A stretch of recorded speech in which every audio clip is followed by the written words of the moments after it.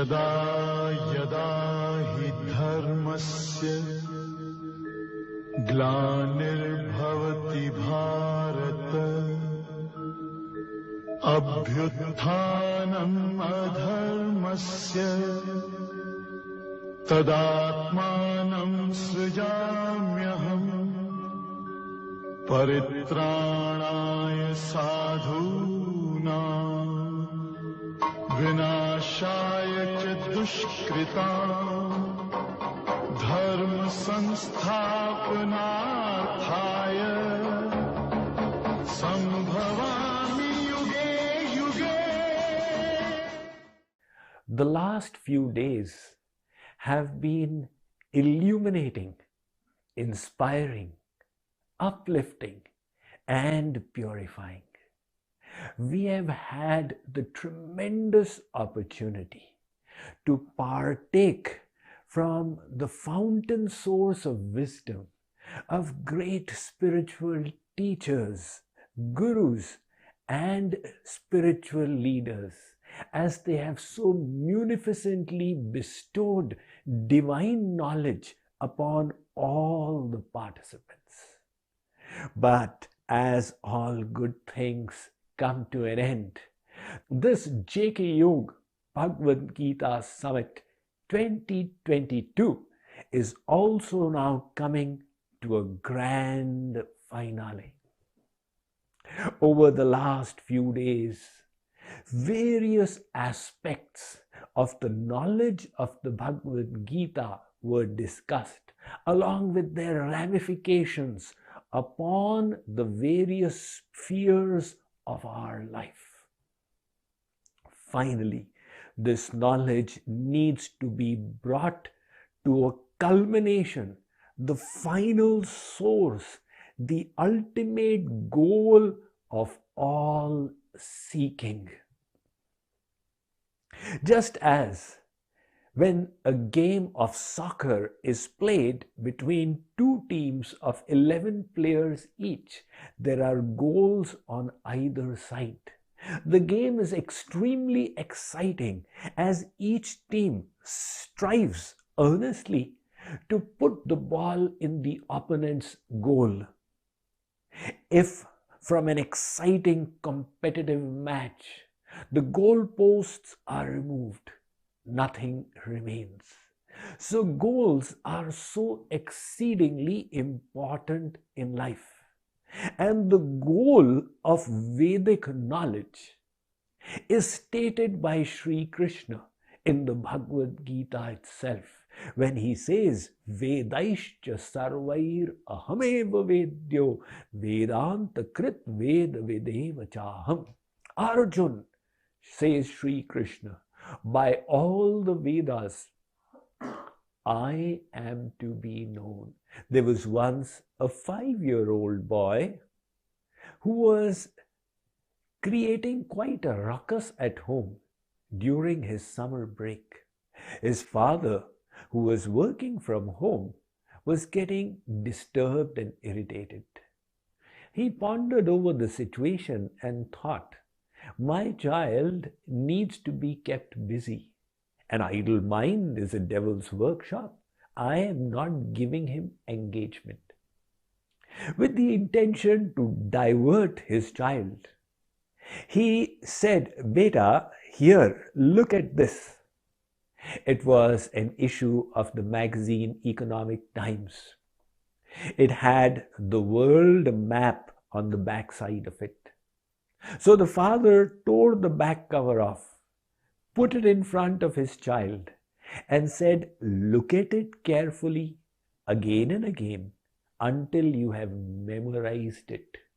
Whether it takes you 40 minutes or an hour, I don't care. Once you have committed it to memory, I will then cut it into about 25 pieces and jumble them. Your work will be to reconstruct the world's map. The boy looked at the map, casually flipped the paper around and said, Father, I have memorized it. The father said, "Are you sure?" "Yes, father." So he cut it, jumbled the pieces, and then said, "My child, put it together." The child reconstructed the map of the world in a few minutes flat. The father was extremely impressed. "My child, I knew you were smart, a chip of the old block, but so smart I didn't realize. How did you do it so quickly?" The child said, "Father, when you gave me the map, I just happened to turn it around, and there was a man. The other side carried an advertisement of Raymond suitings with a man on it. The boy said he memorized the man, and when the reconstruction was to be done, he did it of the back side, which was so easy, and then turned the pieces over." So just as behind the world map was a man, likewise behind all of creation is the Supreme Divine Personality. The Bhagavad Gita refers to it where Sri Krishna says, "Bahunam janmanam ante jnanavan mam prapadyate Vasudeva sarvamiti samahatma sadurlabha." Sri Krishna says, "Arjun, after many, many births, one who is in true knowledge surrenders unto me, knowing me to be all that exists."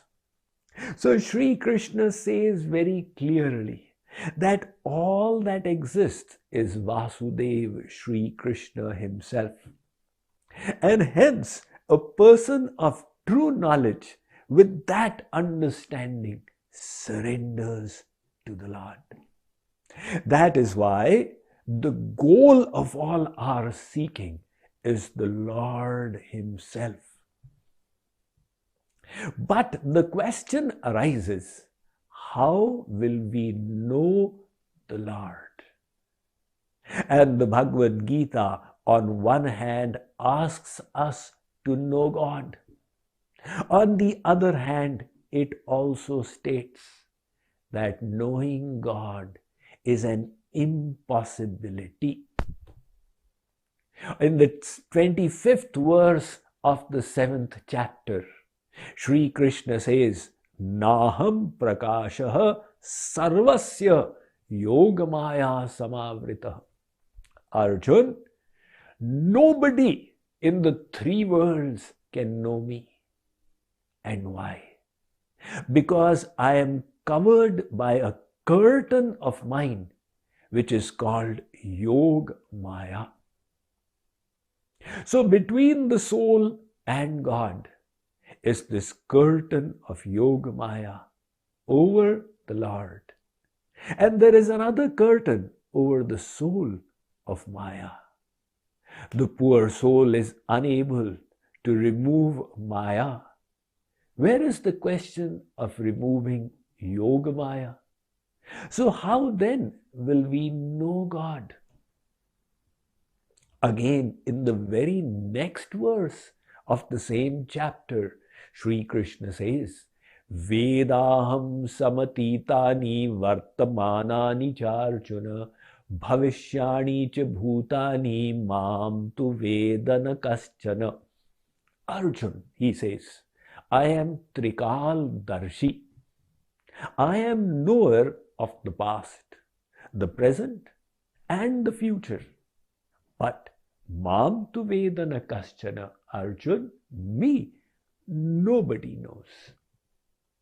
So this becomes a little complex, that on one side he says through all the scriptures you are to know me, and on the second it seems that nobody is able to know God. What is the problem why we are unable to know God? Well, it is expressed in the Gita itself. Sri Krishna says, Tribhir gunamayair bhavair rebhis sarvamidan jagat mohitam na bhijanati mamebhyah paramavyayam. Look, Arjun, you souls have got material senses, material mind and material intellect. And I am beyond Maya. I am divine. Param Brahma, Param Dhama, Pavitram Paramam Bhavan, Purusham Shashvatam Divyam Adideva Majam Vibhum. God is Divya. What does Divya mean? Divine. What does divine mean? Non-material, beyond the realm of Maya. Wherever our intellect can go is the realm of Maya, and God is beyond it. So this material intellect is incapable of knowing the divine God. The Mandukya Upanishad has expressed it emphatically. Adrishtam avyavaharyam agrahyam alakshanam achintyam avyapadasyam ekatma pratyasaram prapancho shopamam shantam shivam madhaitam. It states that God cannot be seen, He cannot be touched, He cannot be heard, He cannot be felt, He cannot be contemplated with this material mind, He cannot be understood with our material intellect. Think of it like this. Supposing I tell you, put your fingers in your ears and listen to my lecture with your eyes. Will you be able to do it? You will say, Swamiji, how is that possible?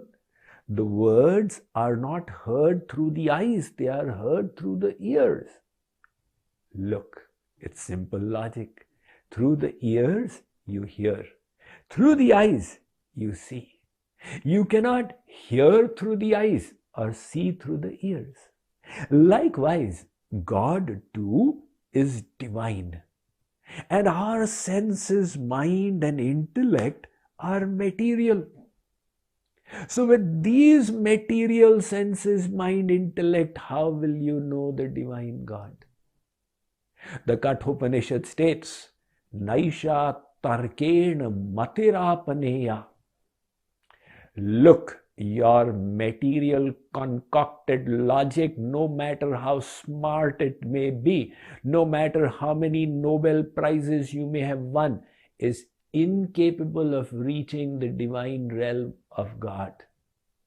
And the Taittiriya Upanishad states, Yato vacho nivartante aprapyam manasasa aprapyam manasasa Ram atarkya buddhi manabani. The Ramayana is also stating. Besides that, there is another aspect to God's personality, which is very important to be aware of. There's a story from Sri Krishna Leela. Once the gopis kept a fast, and in conclusion to the fast, they had to feed some Brahmins as a part of the procedure of the Upavas. So they went to Sri Krishna and said, please suggest a Brahman we could feed. A powerful Brahman, by feeding whom we'd get the benefit of feeding hundreds of Brahmins. Sri Krishna said, such a Brahman is my Guru, Durvasa. And his ashram is on the other side of the Yamuna, not far away. So gopis thought, we have now got a wonderful suggestion. They prepared sumptuous delicacies and started off from their homes. But when they reached the Yamuna, they were thwarted. There was a flood that day. The water was surging and no boat was willing to go across. The gopis went back to Sri Krishna and said, "How will we cross over?" Sri Krishna said, "It's a small matter. Just tell Mother Yamuna, if our Sri Krishna is a brahmachari, it may give way." The gopis started laughing. He, a brahmachari? He calls himself brahmachari? All day long he's running after us women. One gopi said, "Let's try it out. If we don't get the path, we'll come back and pull his ears." So they went and requested, "Oh Mother Yamuna, if our Sri Krishna is a brahmachari, celibate, please give way." To their astonishment, a bridge of flowers manifested. Gopis were astonished. Sri Krishna said a white lie, but Yamuna confirmed him. Are they in contract? Nevertheless, they crossed over, reached the ashram of Durvasa, and said, "Maharaj, we have brought some food for you. Please feast on this and give us your blessings."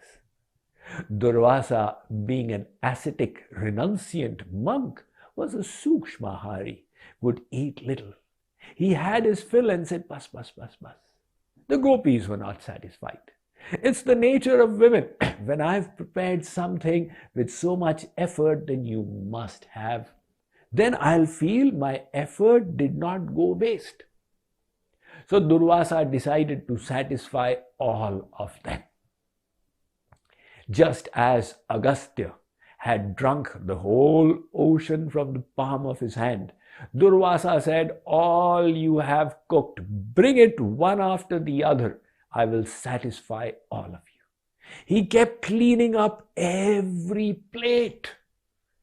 The gopis were looking in wonderment. My, such an appetite. But he's a very nice Baba. Don't say anything.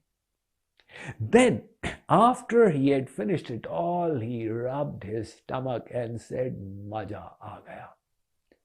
After that, the gopis started returning from there. When they reached the Yamuna, they realized they had made a mistake. They had asked a one-way path and were now stuck on this side. They should have initially itself asked for the return path itself. One gopi said, "Never mind. Sri Krishna had the power to get us across. Durvasa is his guru. Let's take his help." They went back to Durvasa.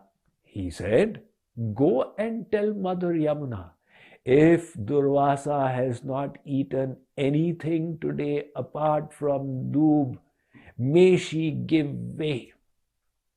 The gopis were astonished. Durvasa, doob, is a kind of grass which is used in puja. It is also called Durvasa grass, and Durvasa was known for subsisting on it. The gopis went and requested, and again they got a path. They went up to Sri Krishna and said, "Bhagavan, what is this?"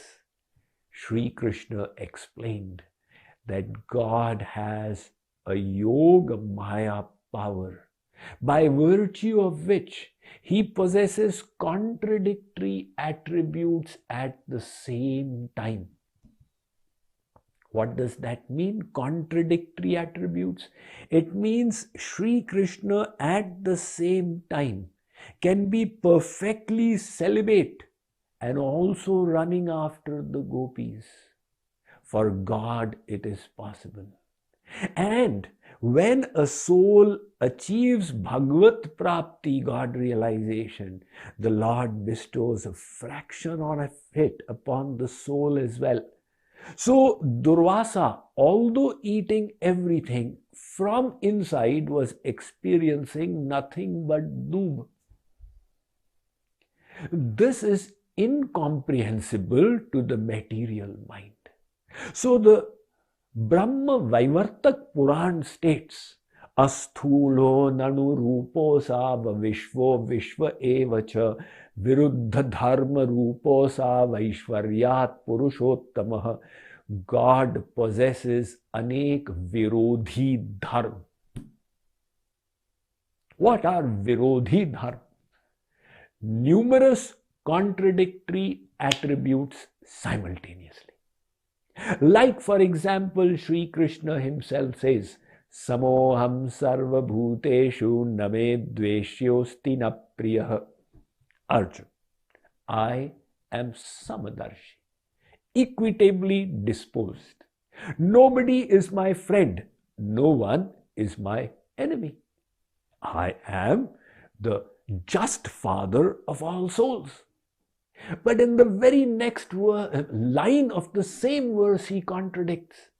Ye bhajanti tumam bhaktya maite teshu chapyaham. Those, Arjun, who engage in my loving devotion, I reside in them and they reside in me. I bestow innumerable graces upon them. And those who don't engage in devotion, natvam teshu te mai, they may reside in me like the whole universe does, but I don't bestow my graces in them. So contradictory, he is Samadarshi, he is also Kripakarta. Likewise, God has got many other contradictory attributes. He is simultaneously Sakar and also Nirakar. On one side, Sri Krishna says, Matta parataram nanyat kinchidasti dhananjaya. Arjun, there is nothing apart from me. I, in my personal form as Sri Krishna standing before you. Some people say that Sri Krishna is not God. He is Maya Vishisht Brahma. And Brahma is beyond the personal form. But Sri Krishna says, Matta parataram nanyat. And at the same time, he also tells Arjun, Maya tatamidam sarvam jagadam vyaktamurtina matsthani sarva bhutani. Arjun, I am everywhere in this creation.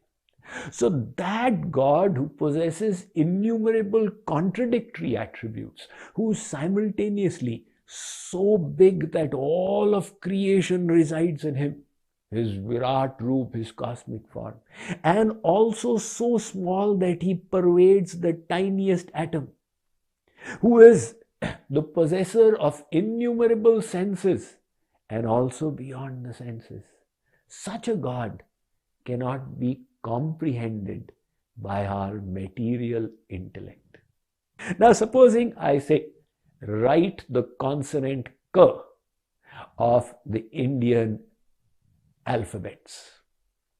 All right. Now add to it the A ki matra, the vowel A. Also put on it the vowel E. Add to it the vowel U. Also add to it the vowel A. And again, put there the vowel O and the visarg, aha, and also a halant. Now pronounce it. It's impossible, how can I pronounce it? Likewise, that God is incomprehensible. In the Yoga Vasisht, there's a dialogue where Ram asks Maharshi Vasisht, his preceptor, Maharaj, what is the definition of the Supreme Lord? And Vasisht remains quiet. Ram thought, Gurudev did not hear me. He repeated his question. But Vasisht was again quiet. Third time Ram asked. Vasisht said, Ram, the chuppi, the quietude is the answer to your question. Because God cannot fit into one definition. If I say he is big, well, he is also small. If I say he is far, well, he is also sitting inside. If I say he is Nyay Karta, he is also Kripa Karta. If I say he is Akarta, he is also Srishti Karta. So that God is the object, the goal of our seeking and the object to be known. Before I explain how we will know the unknowable, Let us try and comprehend what is our relationship with that God. What is the connection between the Jiva and that God? Advait Vedant states, Jivo Brahmaiva na para.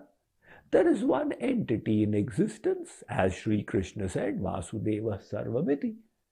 So, if there is one entity, then Jagan Mithya, the world is non-existent. If the world exists, then there are two entities. There is Maya and there is Brahman. For there to be Advait, Maya must be a fictional entity, Mithya. But then what about the soul? Because if there is the soul and there is Parabrahma, then between the Atma and Parabrahma, there is again duality.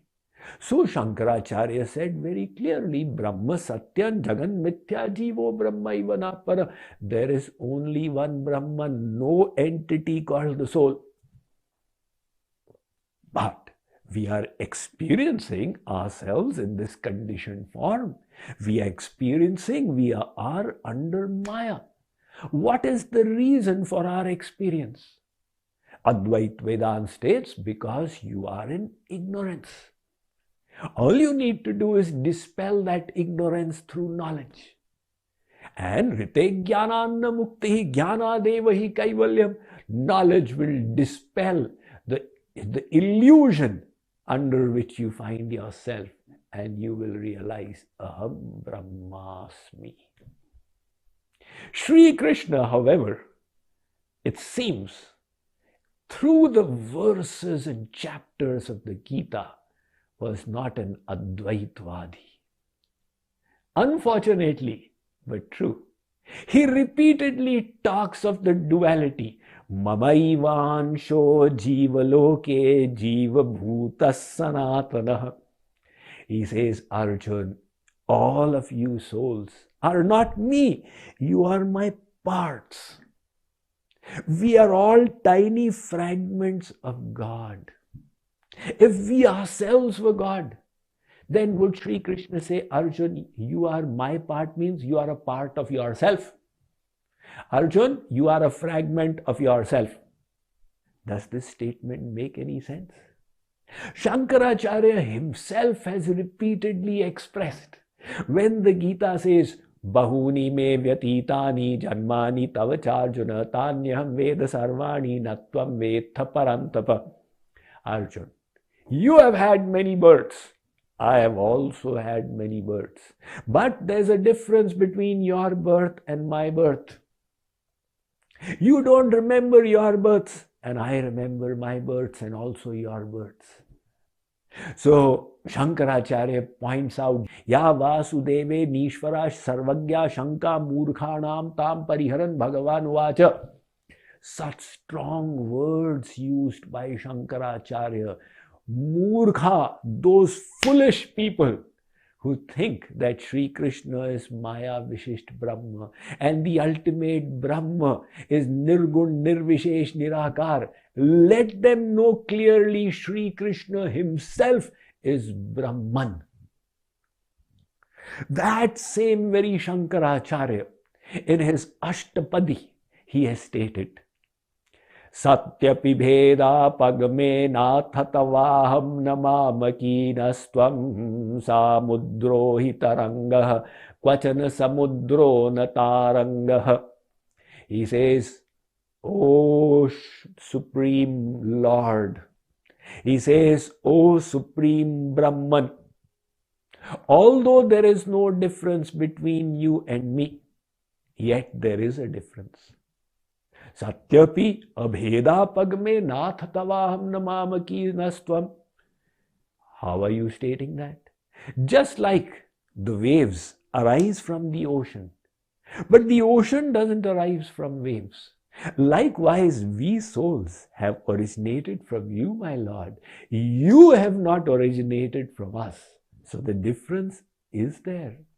Again, in the very next verse, Shankaracharya says, Matsyadhibhiravatarai sada vasudham Parameshwar paripalyo bhavata bhavatapabhitoham. He says, O Supreme Lord who descended in his avatar as Matsya, Varaha, Kachap, Ram, Nrisingh, etc. I am fearful in this ocean of Maya. Please make me fearless by your grace. Again he states, Avinayam apanaya Vishno damaya manah shamaya mriga trishnam bhutadayam vistaraya taraya sansara sagaratah. My Lord, please destroy my impoliteness, Avinayam apanaya Vishno, and have mercy on all the souls and liberate them from Maya, and have mercy upon me as well. Damodara Guna Mandira Sundara Vadanara Vinda Govinda Bhavajalathhimathana Mandara Paramandara Mapanayatvam Me. O Damodar, O Sri Krishna, O Mandir of good qualities, please bestow those qualities upon me as well. Uddrita naganaga bhidanuja danuja kula mitra mitra shashi drishte drishte bhavati prabhavati na bhavati kim bhavati raskarah. Again he says, my Lord, this world is like your face. The Surya and Chandrama, sun and the moon are like your two eyes. You once descended as Vaman became the younger brother of Indra, and you made the Devatas fearless. Please bestow that fearlessness upon me as well. Narayana karunamaya sharanam karavamatavakau charanau iti shatpadi madiye vadana saroje sada vasatu. O Narayan, I am now surrendering to you. May this Shatpadi always reside on my lips. Shankaracharya was actually a great devotee of Sri Krishna. We offer our pranam again and again to the Adi Jagat Guru of Indian history. Yamuna nikata tata sthita vrindavana kanane maharamye kalpadhrumatala bhumau charanam charano paristapya tishthantam ghana neelam swatejasa bhasayantam vishvam pitambara paridharnam chandana karpura lipta sarvangam. This is Shankaracharya ji's meditation, his dhyan, where he reveals that he is meditating on Sri Krishna in Vrindavan, where Sri Krishna is sitting with his cowherd friends under a kalpavriksha tree by the side of the Yamuna, with the cool breeze flowing by, as he has one leg upon the other, his body being anointed with sandalwood paste. Shankaracharya had a difficult task to perform. When he came to Bharatvarsh, all of the land had been covered to the nihilist philosophy, Shunyavadi philosophy of the Buddhist darshan. Shankaracharya's assigned task as the avatar of Shankar himself was to re-establish faith in the Vedas and bring everybody back under the shelter of the Vedas. With that objective, he presented his Mayavad darshan. In the Padma Puran, Lord Shiv himself states, Mayavadam asatshastram prachannam baudham uchyate mayaiva vihitam devi kalau brahmanam rupina. O Parvati, in the form of a Brahman, I will descend in Kalyug and propagate the philosophy of Mayavad, Advaitvad, to re-establish faith in the Vedas. So, the Bhagavad Gita goes beyond Advaitvad. Jagat Guru Ramanujacharya has pointed to it in his Vishisht Advaitvad, where he states there is this one entity but it has got two Visheshan. Visheshan are distinctions.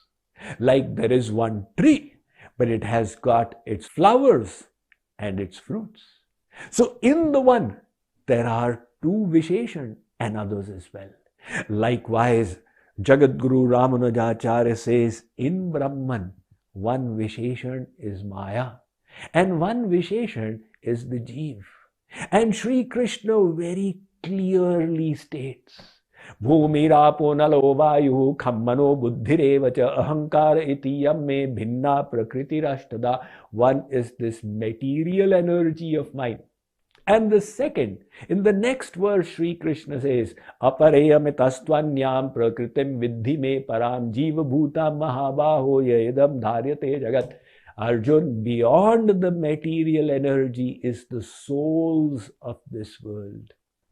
So Jagadguru Ramanujacharya very perspicaciously points out that Advait has got two Visheshan in it.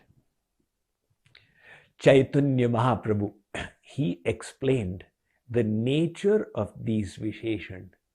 They are both energies of God.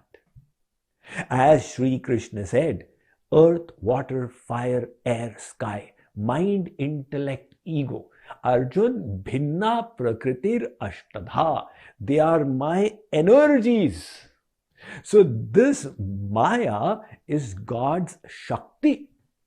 And the soul is also a Shakti of God. Jagadguru Sri Kripaluji Maharaj, he explains, Jivu Maya dui Shakti hai, Shaktiman Bhagavan. Shakti hi bhed abhed bhi, Shaktiman Tejan.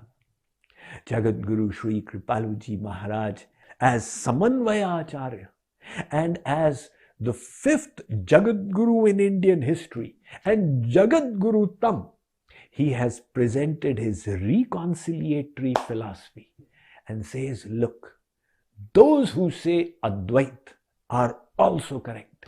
Those who say Dvait are also correct. Because Shakti and Shaktiman have a bhed relationship with each other. Just like fire has its Shaktis of heat and light. The heat and light are one with the fire. They are also distinct from the fire. Likewise, the soul and Maya as the Shaktis of God are simultaneously and inconceivably one and distinct with the Lord. From the point of view of oneness, there is one entity in existence. Hence, in the Chatushloki Bhagavat, the Lord tells Brahma, Ahameva sameva gre nanyadyat sadasat param paschadaham yadetacha yova shishyeta sosmyaham.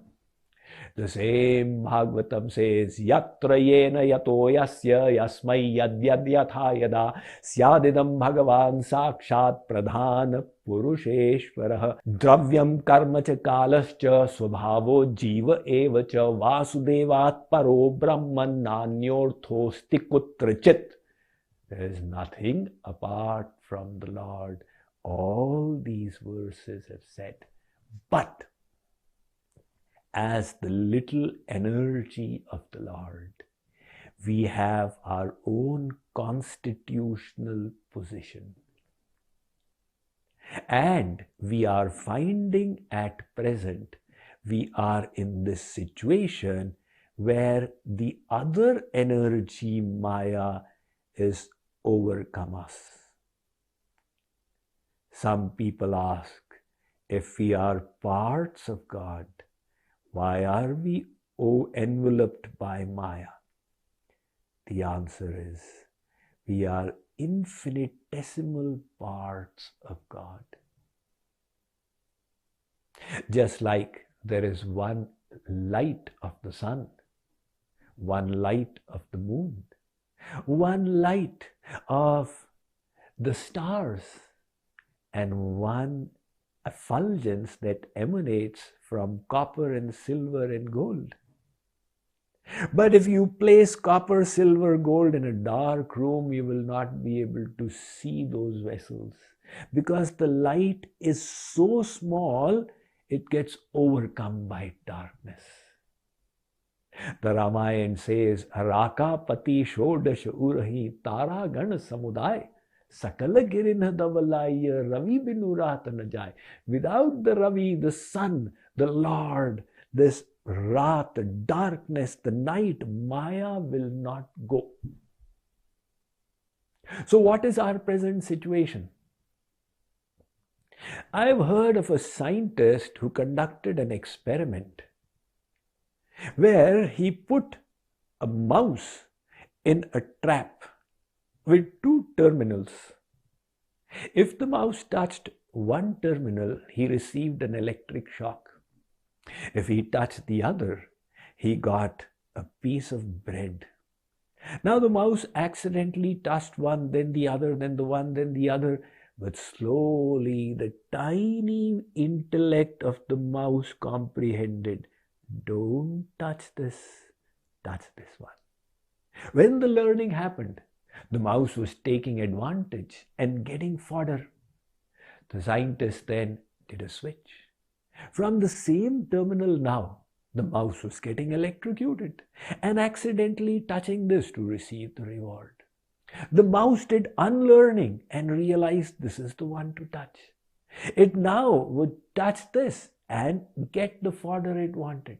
The scientist then switched back again, then switched back again, then switched back again until the mouse became thoroughly confused. I was getting food, now it's a shark. I was getting a shark, now it's food. The scientist opened the door of the mouse trap. You are free, go where you want. But what was discovered was that the mouse had lost interest in going out. It was so fascinated by that puzzle of the two electrodes, it preferred to remain in the trap. Likewise are we souls. I will get happiness from here. So much of disappointment and love. It's bogus. I'll get happiness from cheese pizza. My health has got spoiled. I was getting happiness here, now it's giving me misery. And for majority of the people, they just keep running round and round in this bhul bhalaiya. But the few, those of you who participated in this Bhagavad Gita summit, decide enough is enough. I need release from Maya and attainment of the Lord.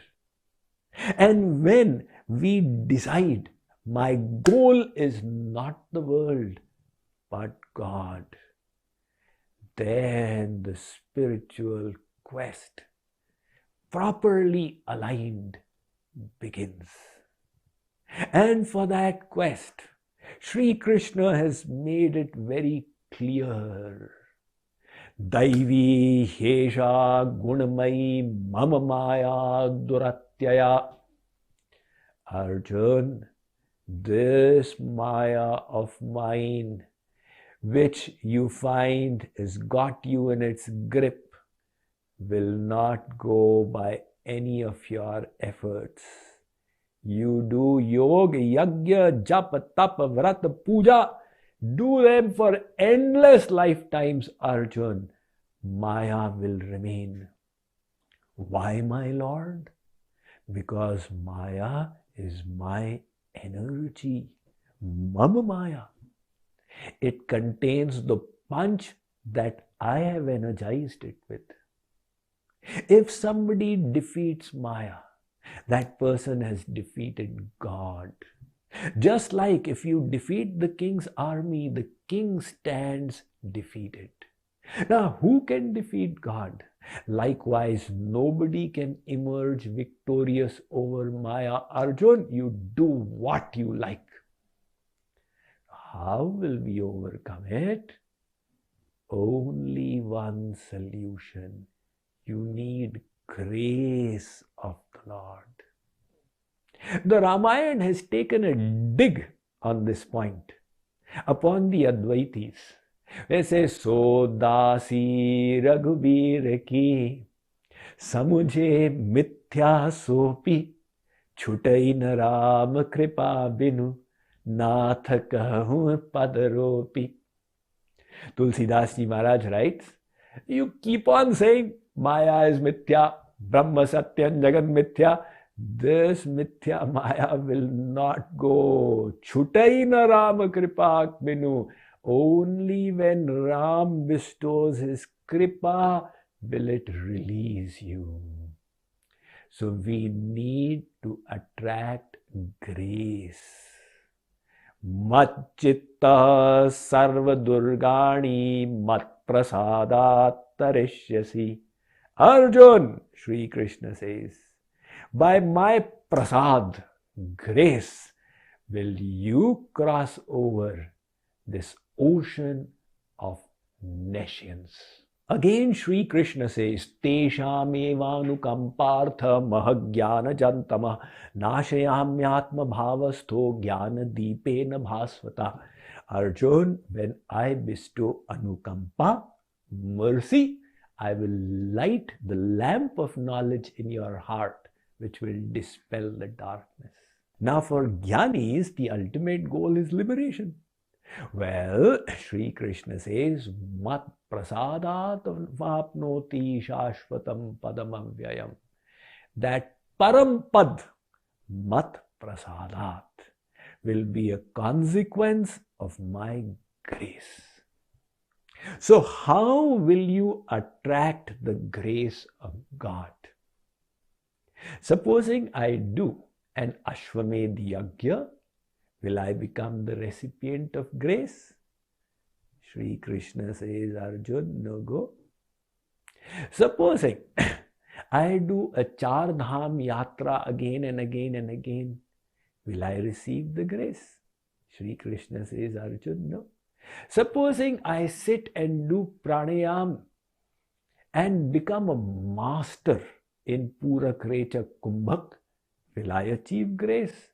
Shri Krishna says, Arjun, teri dal nahi galegi. Supposing I give up all kind of ingestion of foods and become a Pavanahari Baba, just subsisting on air, will I now be endowed with grace? Shri Krishna says, Arjun, no. To receive grace, you need to do bhakti. It is clear again and again and again. Purushasya parah partha bhaktya labhyastvananyaya yasyantasthani sarvani yena sarvamidantatam. Shri Krishna says, Arjun, God is everywhere. Yena sarvamidantatam. But bhaktya labhyastvananyaya. It is by bhakti alone that he is attained. Maharshi Shandilya has explained it. Gavam sarpi sharirastham nakarotyanga poshanam. There is milk in the body of a cow. But that milk is not benefiting the cow who is emaciated and enervated. Take the milk out. Convert it into yogurt. Now, feed that yogurt to the cow and the cow will become energized. God is also everywhere like the milk in the cow's body. But you need to engage in his bhakti and then you will attain him. So the Gita is very clear about this. Bhaktya mam abhijanati yavan yaschasmi tatvatah tato mam tatvato gyatva vishate tadanantaram. Arjun, bhaktya abhijanati, by bhakti alone. Again he says in the 11th chapter, Bhaktya tu nanyaya shakya aham evam vidhorjana gyatum drashtum cha tattvena praveshtum cha parantapa. Arjun, if you wish to know the secret of my being and enter into it, bhaktya tvananyaya shakya. It will be by bhakti alone. Now that bhakti, that love, you can add to it karma, you can add to it jnana, it's all very well. Like for example, if you take Amrit or the ambrosia of immortality and add it to water and drink it, it will make you immortal. You add it to milk and drink it, it will also make you immortal. You add it to water and drink it, it will make you immortal. You add it to milk and drink it, it will make you immortal. Or you drink it by itself. But what is making you immortal is not the water or the milk, but the Amrit. Likewise, add bhakti to Gyan, it becomes Gyan Yog. Add bhakti to Karma, it becomes Karma Yog. Add bhakti to Hat, it becomes Hatha Yog. Or you do bhakti by itself, man mana bhav mad bhakto. But without bhakti, yoga kuyoga jnana agyanu jaha nahi ram prema paradhan. So the Bhagavad Gita teaches us to reach God. It also repeatedly urges us to engage in bhakti. So the one line in the Gita that is repeated 2 times is man mana bhavad mad bhakto madhyaji mam namaskuru. Arjun, attach the mind to me. You offer your obeisance to me. Engage in devotion to me. Worship me. Very interestingly, this bhakti is such a thing that anybody can do it. Shri Krishna has clarified, Mam hi parthavyapashritya ye pisyu papayonayah striyo vaishyas tatha shudraste piyanti parangatim. That look, Arjun, whatever the artificial distinctions in ritualistic activities, when it comes to bhakti, everybody is entitled. It doesn't matter whether you are a Dvij or you are not a Dvij. Everybody is equally entitled in bhakti. Api chet suduracharo bhajate mamananya bhak sadureva samantavya samyak vyavasito hisa. What to speak of durachari? If you are a sudurachari, Ratnakar was one. He also got pravesh, entry into bhakti, and through bhakti he became a Mahapurush. And even more interestingly, Sri Krishna explains that this bhakti can be done by any material. Patram pushpam phalam toyam yo me bhaktya prayachati tadaham bhaktyuparhitam ashname prayatatmana. You don't have money? Never mind. You've got fruits? Offer them to me. If you do so with love, I will accept. You don't have fruits? Take a flower. Oh, it's winter season. No flowers. You've got some leaves. Offer those. You don't even have leaves. Just offer water, Arjun. I will be delighted, provided it is done with bhakti. And this bhakti can be done by all kinds of actions. Yat karoshi yad ashnasi yad juhosi dadasi yat tapasyasi kaunteya tad kurushva madarpanam.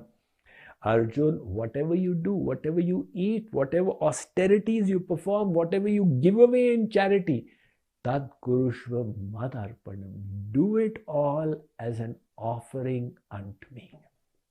And likewise, this bhakti has got no rules of place. Nadesha niyamas tasmin kala niyamas tatha. Shri Krishna has said, Arjun, sarveshu kaleshu mamanusmara. At all times remember me. He doesn't say when you go into the restroom, stop remembering me or I'll get polluted. Does Shri Krishna say, Arjun, remember me at all times except when you go to the restroom? No. He very clearly says, Ananya chetah satatam yo mam smarati nityashah tasyam sulabha partha nitya yuktasya yoginah. Arjun, You need to be nitya abhiyukt, constantly in remembrance of me. So the Bhagavad Gita does not divide the world into the material and the non-material. It gives us a higher perspective where everything becomes divine. Just like if you have a knife in your hand, if I ask you, is the knife good or bad? Well, it depends on its usage. A scalpel in the hands of a surgeon is used to save lives. A dagger in the hand of a dacoit is used to take lives. The knife in itself is neither good nor bad. The usage determines it. Likewise, this world, made out of the energy of God Maya, is not in itself good or bad. When we connect it with that one, with the source, it all becomes divine. That is the perspective of the devotee. And this bhakti, when to it the attributes are added of selflessness, nishkamta, then it takes on a completely different color, where the desire for liberation is also sidelined, so also the desire for worldly rewards, where there is only one goal, the happiness of the beloved. For such bhakti, what can be said? Yashodaya samakapi devata nasti bhutale ulukhaleya baddho muktido mukti michhati. Can there be a devata as fortunate as Yashoda? That Bhagavan, who is called Mukund, the bestower of liberation, is being bound to the mortal wheel by Yashoda and is begging for his own liberation. How did God get bound? It was the power of love. One Jnani says, Shrinu Sakhi Kautukam Ekam Nandam Niken Tangane Maya Drishtam Godhuli Dhusarango Nrityati Vedanta Siddhanta. The Acharya says, disciples, listen. All the students came running. I was telling you the Siddhant of Vedant, the propounded principle of Vedant, the Brahma which I had declared to you as Nirgun, Nirvishesh, Nirakar. Do you know, I saw it dancing. The disciple said, Guruji seems to be completely affected today. He says the Siddhant of Vedant is dancing. Where is this happening, Guruji? It is happening in the Angan courtyard of Yashoda, where Krishna is dancing. That dancing is happening by the power of love. Jagadguru Sri Kripaluji Maharaj has expressed this so nicely. Albelo hamaro yaar prem ke bandhan mein. This Parabrahma is albela, vichitra, anokha. Where there is no bhakti, he is in his position, the supreme master of universes. And where the devotee develops selfless love, he finishes his almightiness and comes to the level of the devotee. Then he dances for the charge of the gopis. So, through this Bhagavad Gita summit, we have undertaken a beautiful spiritual journey that has been enriched in so many ways by so many reverential teachers who have enhanced our knowledge from this sacred text, as a result of which we stand more illumined today than we were in the beginning.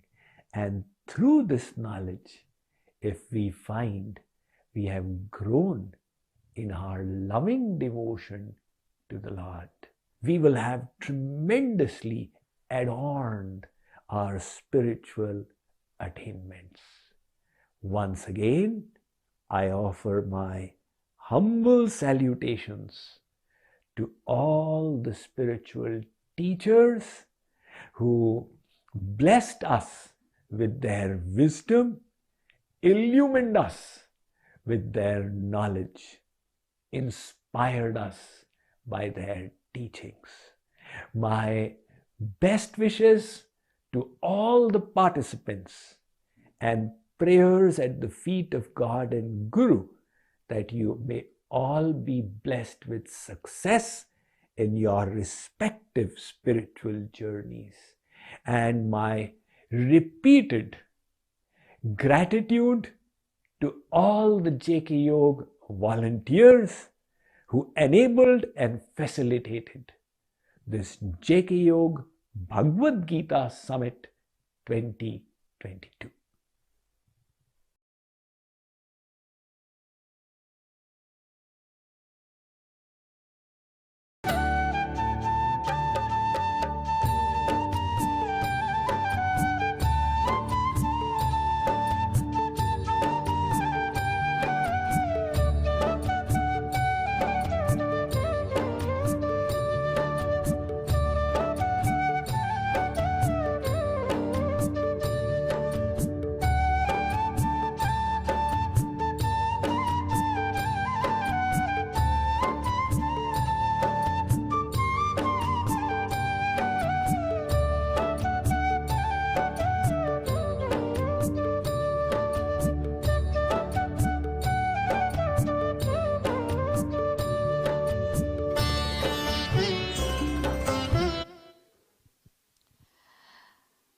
All I can say is, oh my God, on this keynote speech.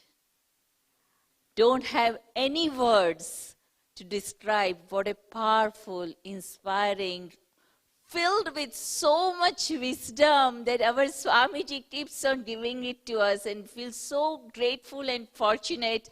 Let's give a big, big, big round of applause.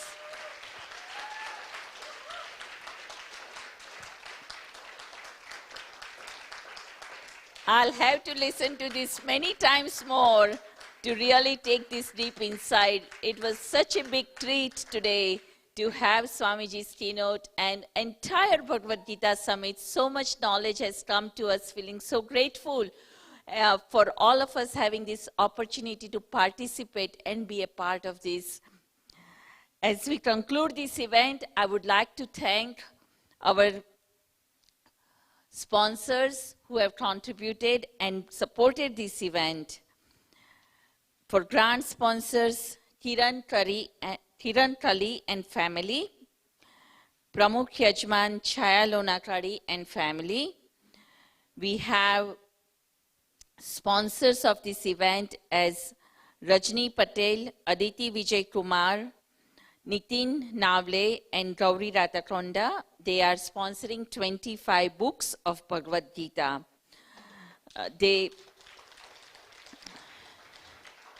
Yajman for these events are Wayne Coltrane, Anay Patel, Nanik Bhagya, Priyanka Mohit Sharma, Kavita Desai. They are sponsoring 5 books for Bhagavad Gita Summit. And Purnahuti sponsors are Nilima Nagiredi, Malik and Kalpana, Pinal Desai and family, Sahasra and Ritvika Paduchari. It's their birthday also, so that is for, I'm sorry I got mixed up in the names. For Purnahuti, we have Nilima Nagiredi, Malik and Kalpana, Pinal Desai and Vijaya Nagreddy. And for Mahaprasad sponsor for today, we have Gaurav Chada, Nikhil Ji, Kiran Arora and family, Sahasra and Ritvika Paduchari. It is their birthday, so these are the sponsors. And I also want to say, we have happy birthday to Hitesh Bhai. He is sponsoring 51 books to give away to people who Bhagavad Gita books of Swamiji. So let's give a big round of applause to all the supporters. And many, many happy Seva Day to you, Hitesh Bhai. May God's and Guru's blessings be with you. Thank you for all the wonderful sevas and support you provide to the temple. With that, I'm so sorry we have run over on the schedule. We are going to end this event with Radha Krishna and Maharajji's Aarti.